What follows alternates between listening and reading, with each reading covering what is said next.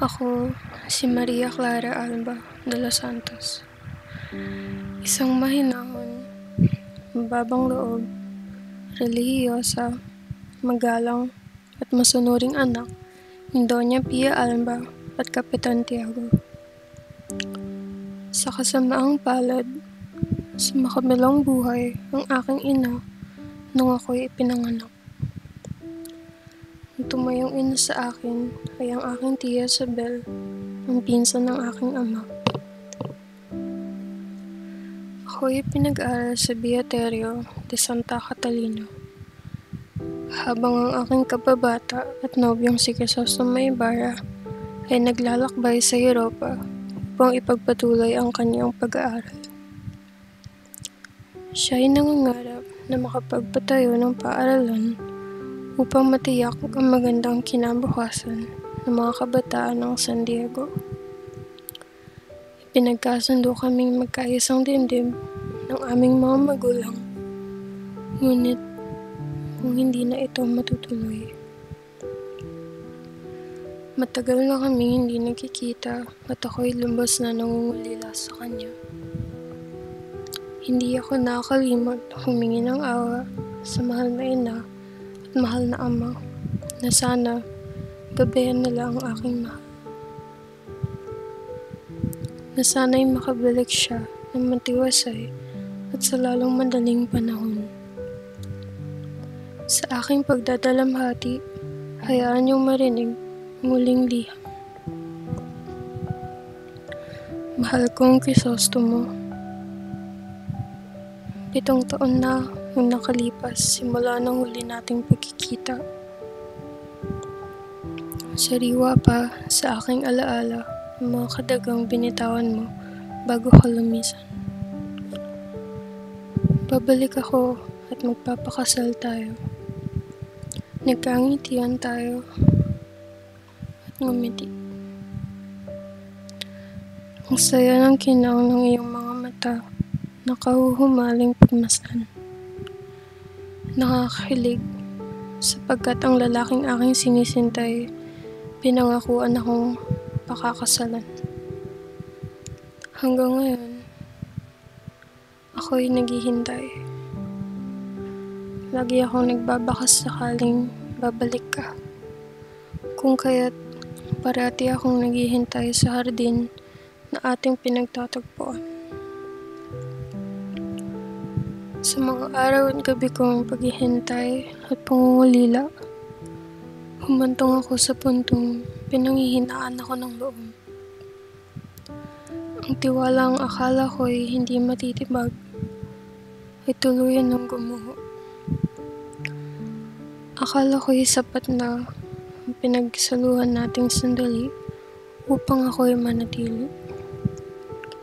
Akala ko'y sapat na ang ating mga sumpaan sa ilalim ng milimilong liwanag ng mga tala. Ngunit nagkamali ako. Hindi pa pala sapat ang ginawa nating pundasyon ng ating pag-ibig. Hindi pala sapat na puro pangako lang at walang gawa.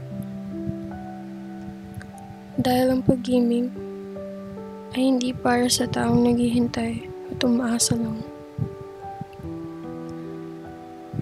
Naging mali ang ating konsepto. Dapat pala'y 2 pisikal na katauhan ang palaging nagtatagpo. Hindi mag-isa lang at naghihintay na walang kasiguraduhan. Dapat pala'y tinatrabaho ang pag-ibig aking mahal. Hindi umaasa sa abstraktong bagay. Dahil kung mahal mo pala ang isang tao, kailangan may pruweba sa bawat bibitawang salita.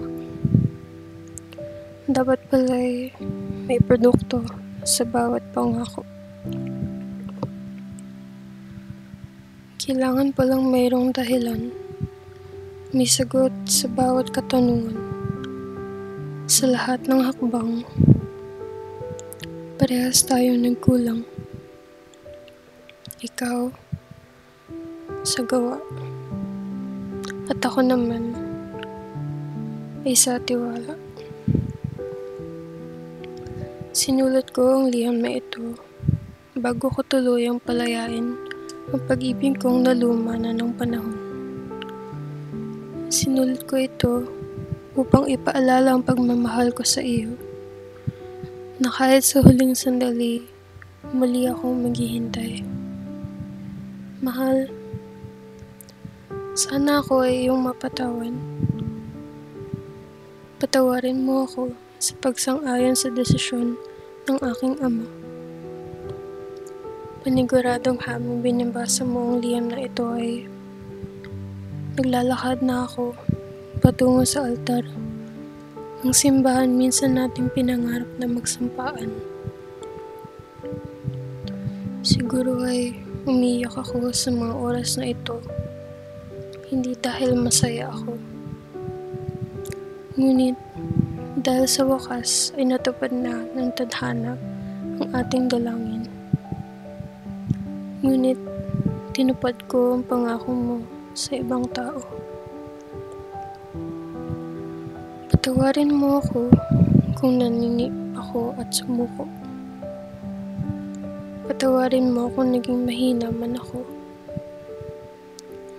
Patawad sa hindi paglaban. Mahal, palayain mo sana ang iyong sarili sa pag-ibig kong taksil. Mahal na mahal kita, aking Krisostomo. Muli, ay patawarin mo ako. Patuloy na nagmamahal, Maria Clara.